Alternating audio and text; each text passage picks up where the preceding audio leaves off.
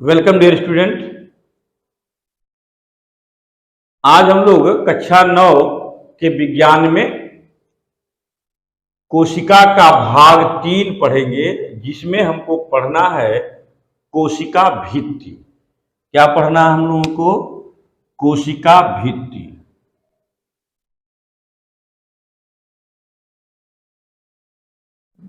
कोशिका भित्ति, जिसको अंग्रेजी में कहते हैं सेल वॉल। ठीक है, तो सबसे पहले यह जानिए कि कोशिका भित्ति होती क्या है।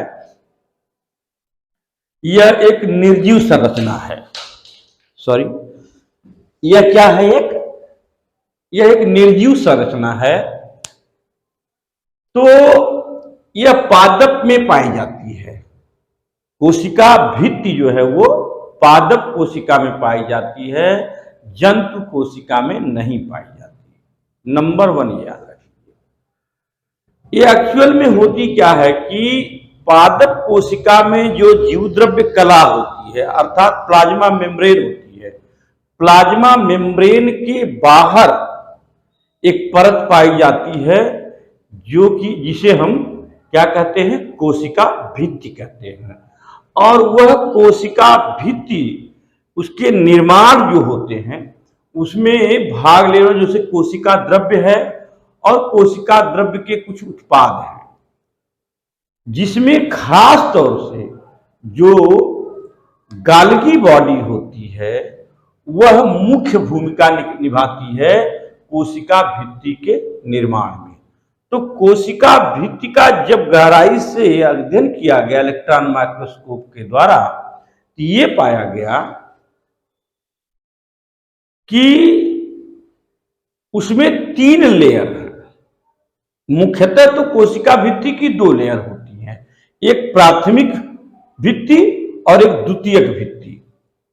लेकिन 2 कोशिकाओं को जब जोड़ने वाला बात आता है, आप देखते होंगे कोई फल है या प्लांट है, उसमें कोशिकाएं एक दूसरे से जुड़ी हैं, तभी उत्तक बना है।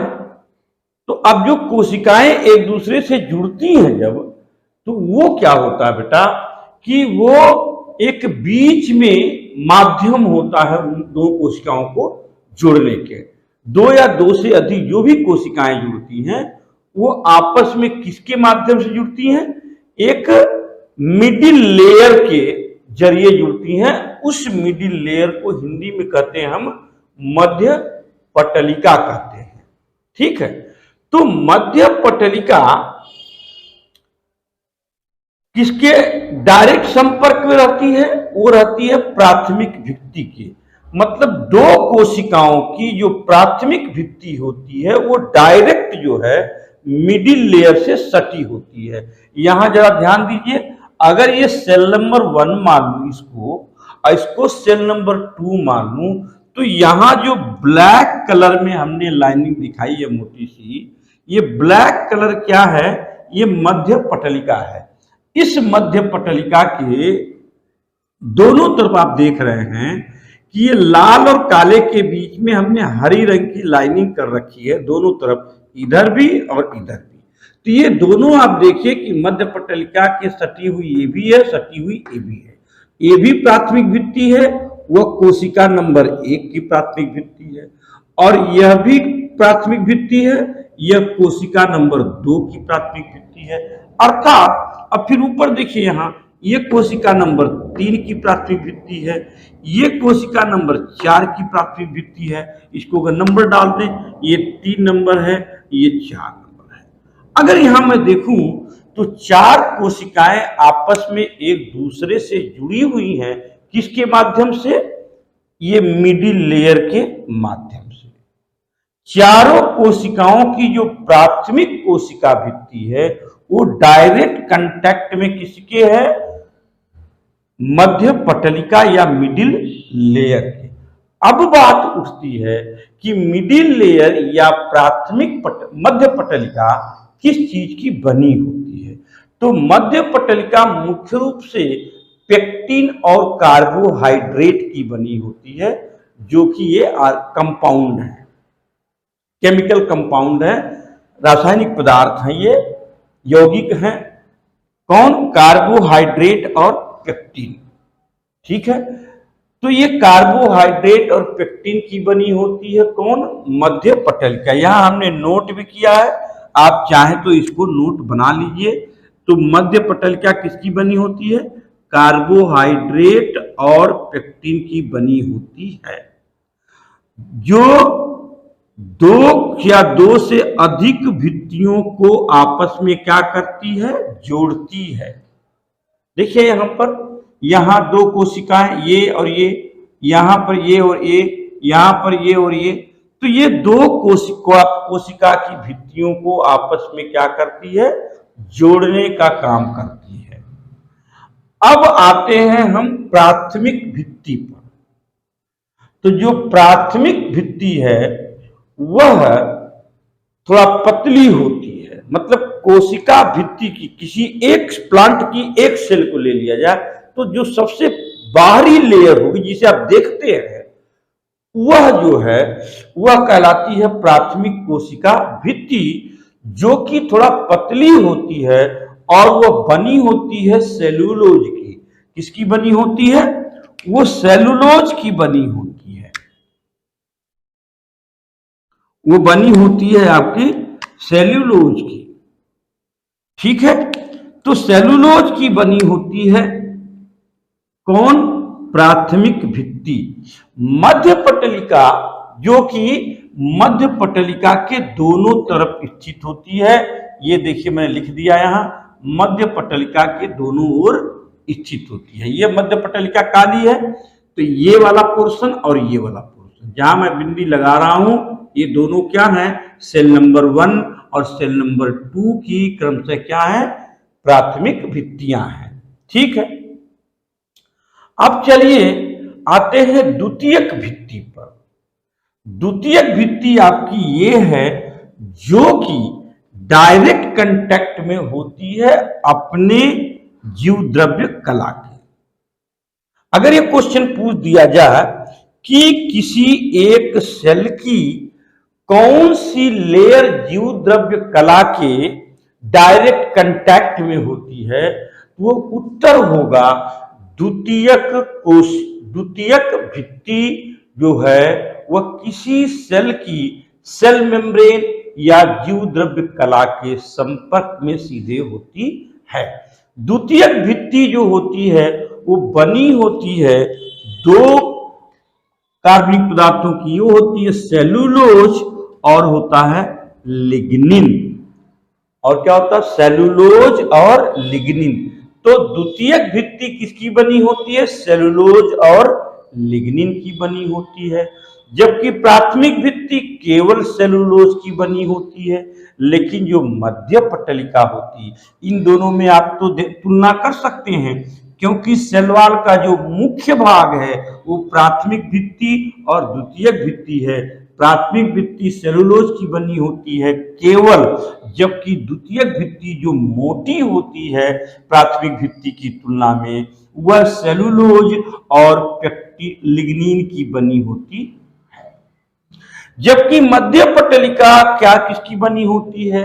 यह सेल का पार्ट तो नहीं है, लेकिन दो सेल वॉल को आपस में जोड़ने का काम करती है, और जिसके कारण से उस सेल को बहुत अधिक दृढ़ता प्रदान होती है। इस कारण उसका मुख्य कारण ये पेक्टिन है। ठीक है, अब हम ये देखते हैं, देखिए मध्य पटलिका आप ये देखे होंगे, जैसे कच्चा अमरूद आप लिए तो कच्चा अमरूद बहुत हार्ड होता है। ठीक है, कच्चा आम बहुत हार्ड होता है, लेकिन पकने के बाद बेटा वो लूज हो जाता है। उसका मुख्य कारण ये है कि जो मध्य पटलिका होती है, जो कि कार्बोहाइड्रेट और लिग्निन की बनी है, वह डिसॉल्व हो जाती है, वह समाप्त हो जाती है। तो जैसे ही ये बीच का जो जोड़ है, दोनों को जो जोड़ा हुआ है, वो समाप्त हो जाए तो फिर क्या होगा? वो ढीला हो जाएगा पूरा सेल। इसलिए जो पका हुआ फल होता है वो ढीला हो जाता है।